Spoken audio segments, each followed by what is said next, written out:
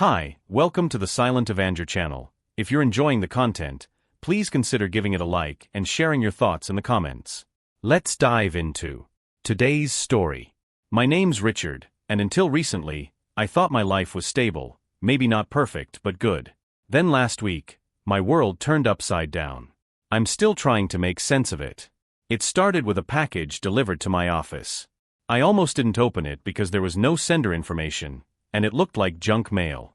But something about it felt off. When I finally opened it, I found a letter, some photos, and a flash drive. The letter didn't mince words. It accused my wife Clara of having an affair with a man named Jake Patterson. At first, I thought it had to be some sick joke. Then I looked at the photos. Clara and this guy, cozy in places I'd never been with her. Some of the photos were dated, going back months. I couldn't believe my eyes. My hands were shaking so badly, I almost dropped the flash drive. When I plugged it into my laptop, I found more evidence. Texts, videos, even receipts showing joint payments from our account to some shady business under Jake's name. It felt like I'd been punched in the stomach. I didn't confront Clara right away. I wanted to, but I was frozen in disbelief. This was the woman I'd spent the last 12 years building a life with, the mother of my children. I spent that night replaying every memory, every detail of the past year, trying to figure out what I missed. That night, Clara acted like nothing was wrong. She laughed at a sitcom on TV, asked me about work, and kissed me goodnight. I didn't sleep. Every time I closed my eyes, I saw her with Jake in those photos. The next morning, I decided I couldn't let it fester. I told Clara we needed to talk after the kids went to school. She didn't seem fazed. When we sat down, I pulled out the photos and asked her to explain. For a moment, she just stared at them, her face unreadable. Then she sighed, like she was more annoyed than ashamed. "You weren't supposed to find out like this," she said. That's when she dropped another bomb. She'd been planning to ask for a divorce. She said she wasn't happy, that our marriage had been over for a while, and she'd been waiting for the right time to tell me. I asked her if she was in love with Jake, and she gave a bitter laugh. "Jake understands me in a way you never did," she said. I didn't even know what to say. It felt like she'd rehearsed all this in her head, like she was trying to spin the narrative so I'd be the one to feel guilty. But the photos, the receipts, the lies, they spoke for themselves. I told her I needed time to process everything, and I left the house. The worst part? That was just the beginning. After leaving the house, I drove around aimlessly for hours. My thoughts were a mess. Anger, sadness, confusion, all hitting me at once. How could Clara do this? And what was I supposed to do next? I ended up parking at a small diner outside of town, staring blankly at a cup of coffee that went cold long before I touched it. I decided I needed answers. I couldn't just sit and let this unravel my life without knowing the full story. That's when I called an old buddy of mine, Darren. He's a private investigator, and while we hadn't spoken in a couple of years, I knew he was the right person to help me get to the bottom of this. When I explained what had happened, Darren didn't seem surprised. "You'd be shocked how often this kind of thing happens," he said. "But if you want me to look into her and this Jake guy, I'll need every scrap of info you have." I handed over the flash drive, the photos, and the receipts. Darren promised to dig deep and get me everything he could. As I left his office, I felt a small flicker of relief. At least I was doing something. The next few days at home were unbearable. Clara acted distant but strangely smug, like she was already picturing her new life without me. She started hinting at the kids staying with her, because they'd need stability. The nerve of her, talking about stability while sneaking off with Jake behind my back. I avoided any unnecessary conversations with her and focused on work and the kids. Every time I looked at them, my heart broke a little more.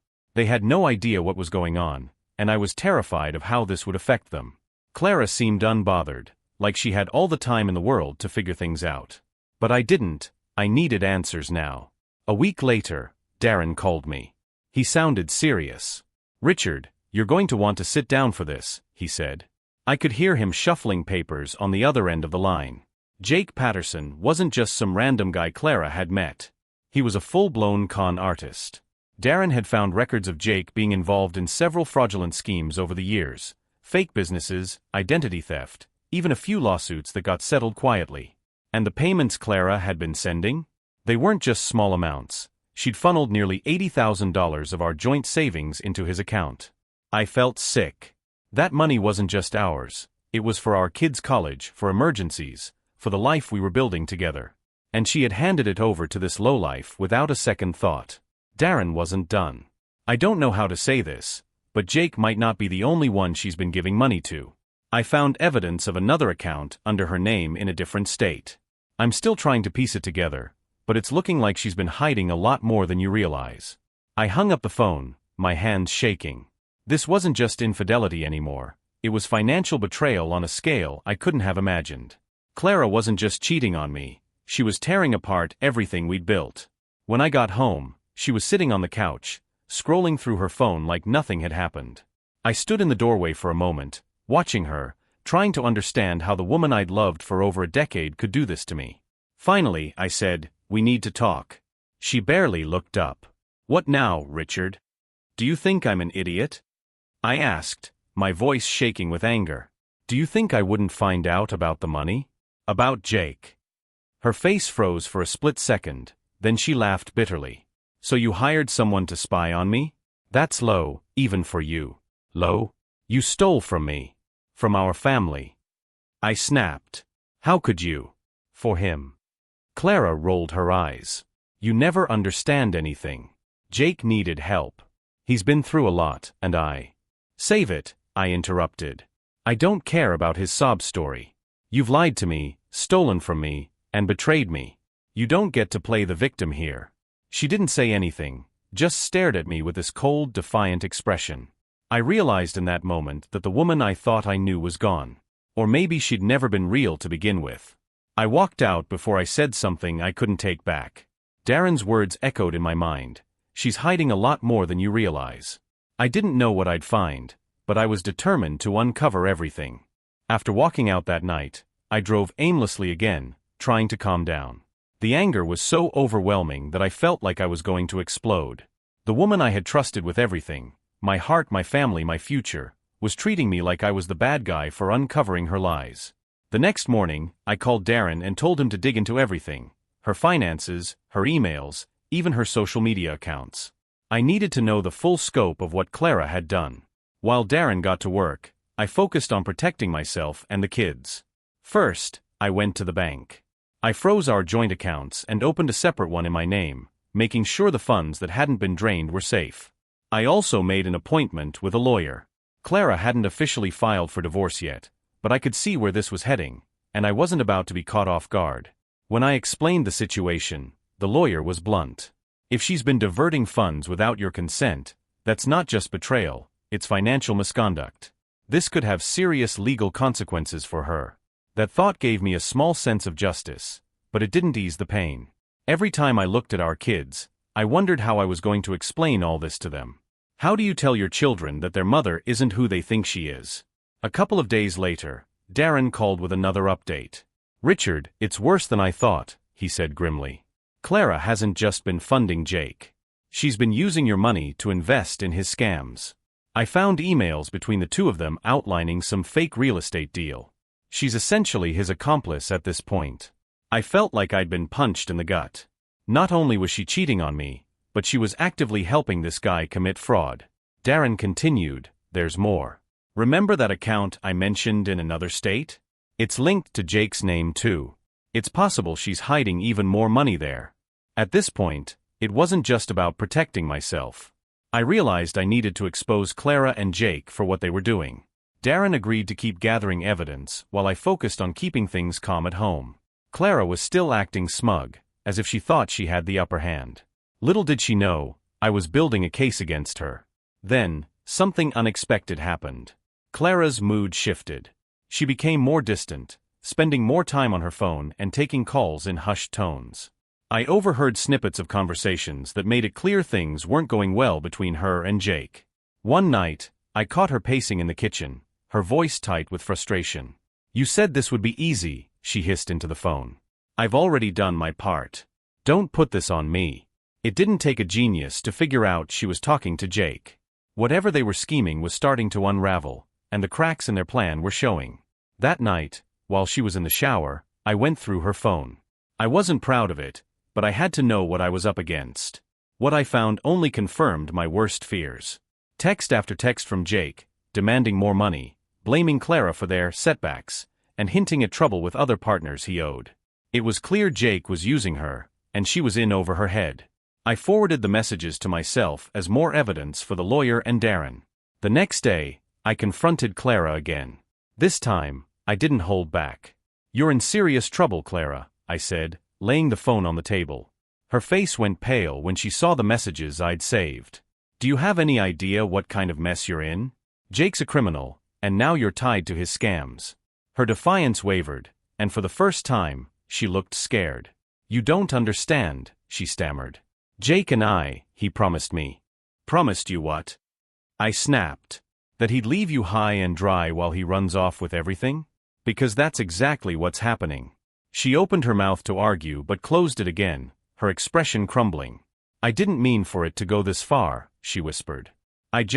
He made me feel alive again. You don't know what it's like to feel invisible." I couldn't believe what I was hearing. "Invisible? Clara, I built a life with you. I gave you everything I had, and you're telling me you threw it all away because you felt invisible." Her tears started to fall, but I wasn't moved. "This isn't just about us anymore," I said coldly. "You've put our family at risk. And trust me, Clara, I'm not letting you drag me or the kids down with you." She didn't respond, just stared at me with a mixture of fear and defeat. For the first time, it seemed like she realized how much she'd lost. But for me, it was already too late. There was no coming back from this. Clara's moment of vulnerability didn't last long. The next day, she was back to her defiant self, pretending everything was fine. She even started making casual comments about how we should wrap things up amicably and move on for the kids' sake. I realized she was trying to control the narrative, to make it seem like she was the reasonable one in case things went public. But I wasn't going to let her manipulate me, or anyone else. Darren called with more updates. "Richard, Jake's been in legal trouble before, but he's always managed to stay one step ahead. The good news? The evidence you've given me is enough to build a solid case. Between the financial transfers, the fake real estate investments, and his connection to Clara's secret accounts, we have him cornered. But if you want this to stick, we need to act carefully." He suggested we coordinate with law enforcement and an attorney to ensure everything was airtight. I agreed, and Darren arranged a meeting with a financial crimes investigator. The investigator was sharp, asking all the right questions and explaining how we'd build the case against Jake, and by extension Clara. "I know this is personal for you," the investigator said, "but if we handle this right, we can not only protect your assets but potentially recover some of the money Clara's funneled away." Hearing that gave me hope. This wasn't just about revenge, it was about justice and making sure my kid's future wasn't destroyed because of Clara's reckless decisions. In the meantime, I kept gathering information. Clara was still taking calls with Jake, and her nervous energy was palpable. One night, I overheard her talking about getting the money together and not having enough time. It was clear she was scrambling. I recorded the conversation and sent it to Darren. Things escalated a few days later.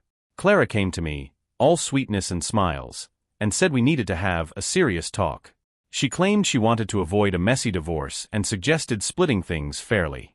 The audacity of her using the word fairly after what she'd done was almost laughable. "What exactly do you mean by fair?" I asked, my voice calm but sharp. "Well," she began, fidgeting with her hands, "we'll sell the house, split the savings, and make sure the kids are taken care of. You keep your retirement fund, I'll take the investments I've managed." I cut her off. "The investments you've managed? You mean the ones you've been sending to Jake?" Her face froze. "You don't understand." "Oh, I understand perfectly," I snapped. "You've been funneling our money into scams and schemes with a con artist. You think you're walking away with half of everything? Think again." Her composure cracked.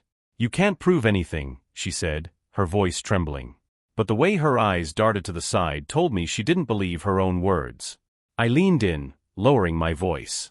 "I have everything, Clara. The emails, the texts, the financial records. Every lie, every theft, it's all documented. And I've already spoken to lawyers and investigators. You want to play games? Go ahead. But don't think for a second that you'll walk out of this unscathed." She looked like she wanted to argue but couldn't find the words.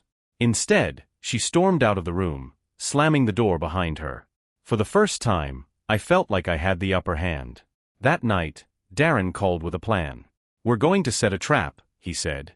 "Jake's been making moves to disappear. If we can catch him trying to access Clara's secret accounts, we'll have him. But we'll need Clara to make the first move." I hesitated. "You want me to let her keep digging herself deeper?" "It's risky," Darren admitted. "But it's the best way to get everything we need to bring both of them down." Reluctantly, I agreed. The next day, I started acting more distant, giving Clara the impression that I was backing off. I made no mention of the divorce or the money, and even went along with her suggestion to start mediation. I could tell she was suspicious, but she seemed to buy it. Over the next week, Clara started making more frequent calls and spending hours on her laptop. Darren, who had access to her email and financial activity, kept me updated. "She's transferring funds again," he said. "Small amounts, but it's adding up. She's trying to move money into Jake's account without drawing attention." We let her keep going. Every transaction, every email, every text, Darren documented it all. The trap was set, and it was only a matter of time before it closed on her and Jake. The tension in the house was unbearable. Clara was constantly on edge, and her attempts to act normal around the kids were unconvincing. Meanwhile, I kept up my facade of detachment, pretending to be resigned to her narrative about an amicable divorce. Deep down, I was counting the days until Darren and the investigator sprung the trap. Darren called one evening with a tone that told me things were moving fast. "Richard, it's happening," he said. "Clara's been transferring larger sums into Jake's account over the past 48 hours. We flagged those transactions, and the investigator has alerted the bank. They're monitoring Jake's activity in real time." "What happens next?" I asked, trying to keep my voice steady. "Jake's been trying to pull money out through a series of wire transfers to offshore accounts," Darren explained. "If he makes another move, the authorities will freeze everything, and we'll have grounds to bring both of them in." I felt a surge of adrenaline. This was it. The house of cards Clara and Jake had built was about to collapse. The following evening, Clara was unusually quiet. She barely touched her dinner and kept checking her phone, her fingers twitching like she was waiting for something. After the kids went to bed, she disappeared into the study. I followed her quietly and stood outside the door, listening. Her voice was hushed but frantic. "Jake, I did everything you asked." "What do you mean the account's frozen?" "This is your mess, not mine. You promised this would work." There was a long pause, then a muffled sob. "I can't, Jake, please, you can't leave me like this." I leaned against the wall, taking deep breaths to keep my anger in check. I wanted to burst in and confront her, but I knew it wasn't time yet. Instead, I recorded the conversation on my phone, knowing it would be the final piece of evidence I needed. When she came out of the study, her face was pale, and her hands were shaking. She barely looked at me as she mumbled something about going to bed early. I let her go, knowing her world was about to fall apart. The next morning, Darren called with the news I'd been waiting for. "We've got him," he said. "Jake tried to withdraw a large sum last night, but the authorities intercepted it. They froze the accounts, and a warrant's been issued for his arrest." "And Clara?" I asked. "She's implicated, Richard," Darren said gently. "The financial records show her direct involvement in the transfers and Jake's schemes. The investigator has everything they need to press charges if you're ready to move forward." I was ready. I'd been ready since the moment I found out what she'd done. That evening, Clara tried to act normal, but her nervous energy was impossible to miss. I waited until the kids were asleep before confronting her. "Clara," I said, standing in the doorway of the living room. "We need to talk." She froze, her face a mask of guilt and fear. "What is it now?" she asked, her voice brittle. I stepped closer, holding up my phone. "I know everything. The transfers, the offshore accounts, Jake scams, every last detail." Her eyes widened, and she shook her head. "You don't understand." "Oh, I understand perfectly," I interrupted. "Jake's been arrested. The accounts are frozen. It's over, Clara." She sank onto the couch, her face crumbling as the weight of my words hit her. "You don't know what it was like," she whispered. I was desperate. He made me feel. "Spare me," I snapped. "This isn't about your feelings. You stole from me, from our family, and helped a criminal scam innocent people. And now, you're going to face the consequences." Her tears started, but I felt nothing. I'd run out of sympathy for her long ago. "What are you going to do?" she asked, her voice trembling. "I've already done it," I said. "The evidence is in the hands of the authorities. You're going to have to answer for what you've done, Clara." She looked at me with a mix of anger and despair, but she didn't argue. For once, she knew there was nothing she could say to get out of this. That night, I slept better than I had in weeks. It wasn't over yet, but the first step toward reclaiming my life had been taken. The morning after our confrontation, Clara was eerily quiet. She avoided eye contact and spent most of the day locked in the bedroom. The kids noticed, of course, asking why Mom seemed sad, but I dodged their questions. They didn't need to know the chaos swirling around them just yet. I promised myself that no matter how this ended, I'd protect them from as much of the fallout as I could. Around noon, Clara came downstairs, her face pale and her eyes rimmed red. She stood in the kitchen doorway, clutching her phone like a lifeline. "Richard, we need to talk," she said. I leaned against the counter, crossing my arms. "Go ahead." "I got a call from Jake's lawyer," she began, her voice shaky. "He's been arrested. They're saying I'm implicated, that I could be charged." I didn't say anything, letting the weight of her words hang in the air. She fidgeted, clearly expecting me to swoop in and offer reassurance. When I didn't, she pressed on. "Richard, I didn't know it would come to this. Jake lied to me. He said the investments were legitimate, that he'd take care of everything." I scoffed. "And you believed him? You funneled our money, our kids' future, into his schemes without even thinking to ask questions. Don't play the victim now, Clara." Her expression shifted, her desperation replaced by anger. "Don't you dare act like you're innocent in this," she snapped. "You ignored me for years, Richard. You were so caught up in work, in being the provider, that you forgot I existed." Her words hit a nerve, but I didn't let it show. "So that justifies betraying me? Stealing from me? Clara, this isn't about a neglected marriage. This is about your choices, your lies." She looked like she wanted to argue but thought better of it. Instead, she slumped into a chair, burying her face in her hands. "What do I do now?" she whispered. "You face the consequences," I said bluntly. "The authorities will contact you soon. Cooperate with them, and maybe, just maybe, you'll avoid jail time." Her head shot up, her eyes wide. "Jail? You think I'm going to jail?" "That's not up to me," I said, turning to leave the room. "But you'd better start thinking about how you're going to explain this to the kids." The next day, Clara received an official notice to appear for questioning. She broke down completely, alternating between begging me for help and lashing out at me for setting her up. I didn't engage. My focus was on protecting what was left of my life and ensuring the kids didn't get dragged into the mess. I met with my lawyer that afternoon to discuss the next steps. She assured me that Clara's financial misconduct would work in my favor during the divorce proceedings. "Given the evidence, the court will likely rule in your favor for custody and asset division," she said. "But be prepared, Clara's going to fight back. She won't go down quietly." She was right. Over the next week, Clara shifted into damage control mode. She started posting cryptic messages on social media, hinting at being a victim of betrayal and accusing unnamed people of ruining her life. It was infuriating, but I refused to engage. Let her spin her web of lies. The truth would come out soon enough. The real breaking point came a few days later. I was at work when Darren called. "Richard, you're not going to believe this," he said. "Clara's been trying to contact Jake in jail." "What?" I exclaimed. "How?" "She used a burner phone. We tracked the number to her, and she's been leaving him messages. She's begging him to back her up, to claim she had no idea about the fraud. She's desperate." The sheer audacity of it left me stunned. Even with everything falling apart, she was still clinging to Jake, hoping he'd save her. Darren added, "This might actually work in your favor. If she's trying to manipulate Jake, it shows she's still tied to him, which won't look good in court." I thanked him and hung up, my anger simmering just below the surface. That night, I confronted Clara one last time. "Stop trying to contact Jake," I said the moment she walked into the living room. Her face went pale. "I don't know what you're talking about," she said quickly.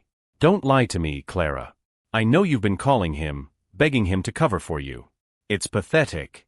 Her eyes filled with tears, but this time, I felt no sympathy. "Richard, I'm scared," she said, her voice trembling. "I can't do this alone." "You're not alone," I said coldly. You've got Jake. Oh wait, you don't. He's the one who left you to clean up the mess. Her shoulders slumped, and she sank onto the couch. What do you want from me? She whispered. I want you to take responsibility, I said. For the lies, the money, the betrayal. Own up to what you've done, for once in your life. She didn't respond, just sat there staring at the floor. For the first time, I saw her as she truly was, not the woman I married, but someone broken, selfish, and lost. And I knew there was no saving her. The next step was the courtroom. Everything we'd built was about to be laid bare, and I was ready to fight for what mattered most: my kids, my future, and my freedom from Clara's chaos. The day of the court hearing arrived faster than I expected. Clara and I had been living in a tense stalemate for weeks, barely speaking except about the kids. Even then, her attempts to play the part of a caring mother came off as hollow, especially after everything I'd uncovered. Now, it was time to face the music. I arrived at the courthouse early with my lawyer, who had prepared me for what to expect. Clara showed up not long after, dressed to impress and clutching a folder of documents. She shot me a quick glance, half defiant and half pleading, before heading into the courtroom with her own lawyer. I didn't acknowledge her. Inside, the air was thick with tension. The judge presiding over the case was known for being no-nonsense, and I could tell immediately that she wasn't going to tolerate any games. The first part of the hearing focused on the financial misconduct. Darren had done an incredible job compiling the evidence, and my lawyer presented it with precision.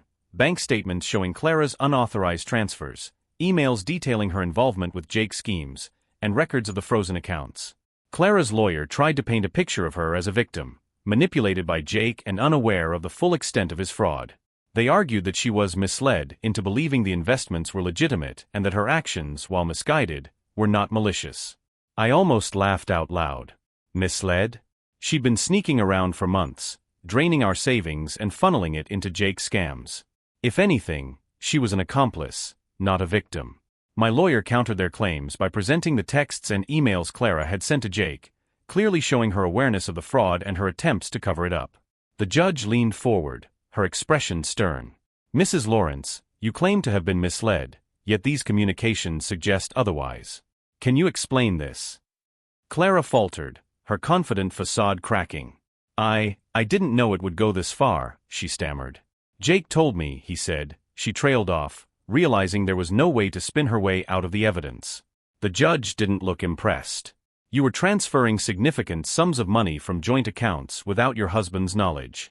That alone constitutes financial misconduct. Add to that your involvement in these fraudulent schemes, and we're looking at a very serious matter.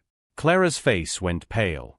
Her lawyer tried to salvage the situation, requesting leniency on the grounds that she was a mother of 2 young children. But the judge wasn't buying it. The court's priority is the welfare of the children, she said. And right now, Mrs. Lawrence's actions suggest a pattern of deceit that undermines her credibility. The second part of the hearing focused on custody. Clara's lawyer argued that the kids needed their mother and tried to frame me as emotionally detached, claiming my focus on work had caused a rift in our marriage. I knew they'd go this route, so my lawyer had prepared thoroughly. We presented testimony from neighbors, teachers, and even a family friend, all of whom attested to my active role in the kids' lives. Photos and videos of me coaching soccer games, attending school events, and helping with homework painted a clear picture of who had been the stable parent. Then came the bombshell. My lawyer introduced the recordings of Clara's conversations with Jake, specifically the ones where she prioritized him over our family. Hearing her voice crack as she begged Jake to fix this was damning.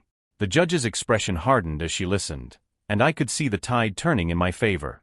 When it was Clara's turn to speak, she broke down. I made mistakes, she said tearfully. But I love my kids, and I don't want to lose them. Her words might have swayed the court, if not for the mountain of evidence showing how her actions had jeopardized their future. The judge didn't seem moved. After hours of arguments, the judge delivered her decision. I was awarded primary custody of the kids, with Clara granted limited visitation rights under supervision. The court also ruled that Clara was responsible for repaying the misappropriated funds and mandated her cooperation with the ongoing investigation into Jake's scams. As the judge wrapped up, Clara looked devastated. Her lawyer tried to console her, but it was clear she knew she'd lost. For me, the ruling was a bittersweet victory. I'd won custody and protected my kids, but the cost of her betrayal was something I'd carry for the rest of my life. That evening, I sat with my kids in the living room, watching their favorite movie. They laughed and joked, blissfully unaware of the storm that had just passed. For the first time in months, I felt a sense of peace. Clara's lies and Jake's schemes had shaken my life to its core, but I'd come out the other side stronger, and more determined than ever to build a future that didn't include her chaos. The first few days after the court hearing felt surreal. I had won custody of the kids and safeguarded most of our financial future, but the weight of the battle still lingered. Clara packed her things and left the house quietly. She didn't argue or make a scene, maybe because she knew there was no point. Still, as much as I resented her, seeing her walk out for the last time left an empty feeling I didn't expect. The kids had questions, of course. They wanted to know why their mom wasn't coming back home. I kept my answers simple and age-appropriate, explaining that she'd made some mistakes and needed time to sort things out. I reassured them that we'd be okay and that I'd always be there for them. It wasn't easy, but I knew honesty was important, even if it was limited. Adjusting to life as a single parent was a challenge. Between work, school drop-offs, soccer practice, and dinner, my days felt like a whirlwind. But as chaotic as it was, there was a strange comfort in the routine. For the first time in months, there were no lies or tension hanging over my head. The kids seemed to notice the change too. They were happier, more relaxed, and their laughter filled the house in a way I hadn't heard in far too long. Clara, on the other hand, wasn't doing as well. I heard through Darren and mutual acquaintances that her life was falling apart. With her reputation in ruins and the investigation into Jake's schemes ongoing, she was struggling to find stable footing. She'd moved into a small apartment on the other side of town and had taken up a part-time job to cover her mounting legal fees. She still had visitation rights, but they were supervised, which meant she couldn't manipulate the kids or use them as pawns. One evening, about 2 weeks after the hearing, I got a surprise call from Darren. "Richard, you're not going to believe this," he said, his voice brimming with intrigue. "What now?" I asked, bracing for more chaos. "Jake flipped," he said. "He's cut a deal with the authorities. He's giving them everything: names, accounts, transactions. And Clara's involvement is deeper than we thought. Turns out, she helped him forge documents for one of his scams." The news hit like a gut punch. Even after everything I'd uncovered, there was still more. "What does this mean for her?" I asked. "It's not good," Darren said. "She could be looking at criminal charges, depending on how much she cooperates. But the good news is, Jake's testimony should help recover some of the money." I wasn't sure whether to feel relieved or furious. On one hand, Jake turning on Clara meant she'd face consequences for her actions. On the other, it was another layer of betrayal I hadn't fully grasped before. Later that night, after the kids were asleep, I sat alone in the living room, staring at the family photos on the wall. How had it come to this? Clara had been my partner, my confidant, the person I thought I'd grow old with. But somewhere along the way, she'd chosen a path that destroyed everything we'd built. And yet, despite the anger and betrayal, I realized I wasn't bitter. I was sad for what we'd lost, for what could have been, and for the damage her choices had done to our family. But bitterness wouldn't serve me or the kids. I had to move forward, and I had to do it with a clear mind. The weeks turned into months, and life began to take on a new rhythm. Clara's visits with the kids were rare and strained, but they seemed to be adjusting. My relationship with them grew stronger, built on trust and openness. I wasn't perfect, I still had moments of frustration and self-doubt, but I was learning, and so were they. The investigation into Jake's schemes finally wrapped up, with him receiving a hefty prison sentence. Clara avoided jail time by cooperating, but the damage to her reputation was irreversible. She became a cautionary tale in our community, a reminder of what happens when you let greed and deceit take over. As for me, I focused on rebuilding. I started going to therapy, not just to process the betrayal, but to ensure I didn't carry the scars into my future. I reconnected with friends, picked up hobbies I'd abandoned, and even started to feel like myself again. For the first time in a long time, I wasn't looking back, I was looking ahead. Life without Clara slowly became the new normal. I won't lie, it wasn't easy. There were moments when the weight of being a single parent hit hard, especially during the quiet hours after the kids went to bed. But every day brought small victories: a perfectly cooked dinner, helping my son with a tough math problem, or seeing my daughter's face light up during soccer practice. These moments reminded me that moving forward was worth it. Clara's visits remained sporadic. She struggled to maintain any real connection with the kids, and they started to notice. "Why doesn't Mom stay longer?" my daughter asked one evening. I told her the truth in the gentlest way I could, that her mom was working through some tough times but still loved them. It wasn't perfect, but it seemed to satisfy her for the moment. Meanwhile, I began to focus on myself. I hadn't realized how much of my identity had been tied to holding my family together. Now, I had a chance to rediscover who I was outside of that. Therapy helped, giving me a space to unpack the anger and grief I'd been carrying. I started going to the gym again, reconnecting with old friends, and even picked up woodworking, a hobby I'd loved as a teenager. One evening, I sat at the kitchen table, sanding a small shelf I was building for my daughter's room. She wandered in, watching me with curiosity. "Can I help?" she asked. For the next hour, we worked together, her laughter filling the room as she tried to hammer nails into place. It was messy, imperfect, and exactly what I needed. Darren called a few weeks later with some final news. "Jake's assets have been liquidated," he said. "The authorities recovered a good chunk of the stolen money. You should be seeing a portion of it returned soon." Hearing that lifted a huge weight off my shoulders. It wouldn't fix everything, but it was a step toward stability. For the first time in months, I allowed myself to feel hopeful about the future. One night, as I tucked the kids into bed, my son looked up at me and said, "You're doing a good job, Dad." His words hit me harder than I expected, and I smiled, brushing his hair back. "Thanks, buddy. That means a lot." As I turned off the lights and closed the door, I realized I wasn't just surviving anymore. I was starting to rebuild, one piece at a time. The day the reimbursement from Jake's schemes hit my account, I felt an enormous sense of relief. It wasn't the full amount he and Clara had siphoned away, but it was enough to ease the financial strain. I immediately scheduled a meeting with my financial advisor to set up new accounts for the kids' college funds, ensuring they'd be protected from any future fallout. Clara, meanwhile, had gone quiet. Her supervised visits with the kids dwindled further, and her efforts to portray herself as a victim on social media had largely faded. I suspect she realized that her audience wasn't buying it anymore. Occasionally, she'd send a message asking how the kids were doing, but our exchanges were brief and impersonal. One evening, she texted me something unexpected. "Can we talk?" I stared at the screen for a long moment before replying. "About what?" Her response came quickly, "Everything." A week later, Clara and I met at a neutral location, a small cafe outside town. She looked tired, her once polished appearance replaced with a strained, weary demeanor. For a moment, I almost felt sorry for her, but I reminded myself of the choices she'd made. "I wanted to apologize," she said as soon as we sat down. "For everything. The lies, the money, Jake, all of it. I know I've ruined everything, and I don't expect forgiveness. I just needed to say it."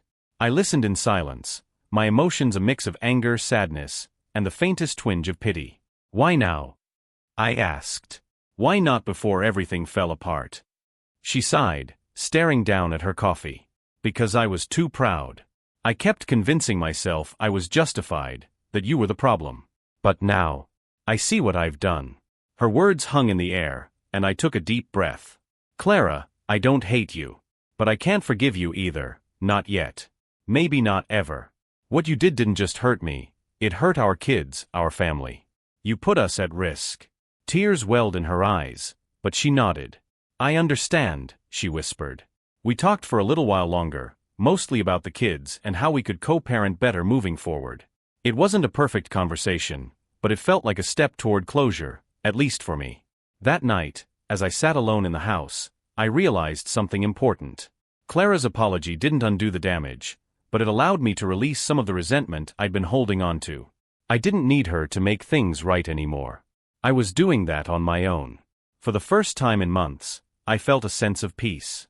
The chaos Clara had brought into my life was finally starting to fade, leaving room for something new, a future that belonged entirely to me and my kids. After meeting Clara, I felt lighter, not because her apology erased the pain, but because it marked the end of something. For so long, I'd been carrying the weight of her betrayal, her lies, her chaos. But now, I realized I didn't need to anymore. I could finally focus on what mattered most, my kids and the life we were building together. The next few weeks brought a sense of normalcy I hadn't experienced in years. I threw myself into work during the day, but my evenings were reserved for the kids.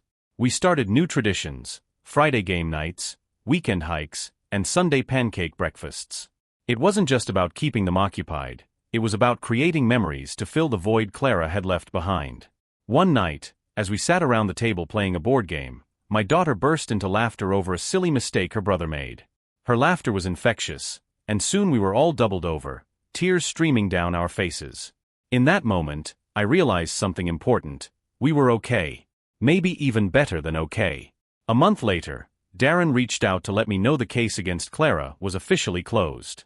She'd cooperated with the authorities enough to avoid jail time, but her reputation was in shambles, and her financial situation was precarious. "She's lost a lot," Darren said. "But I think you've gained something better: your freedom." He was right. The legal battles, the investigations, the endless stress, it was all behind me now.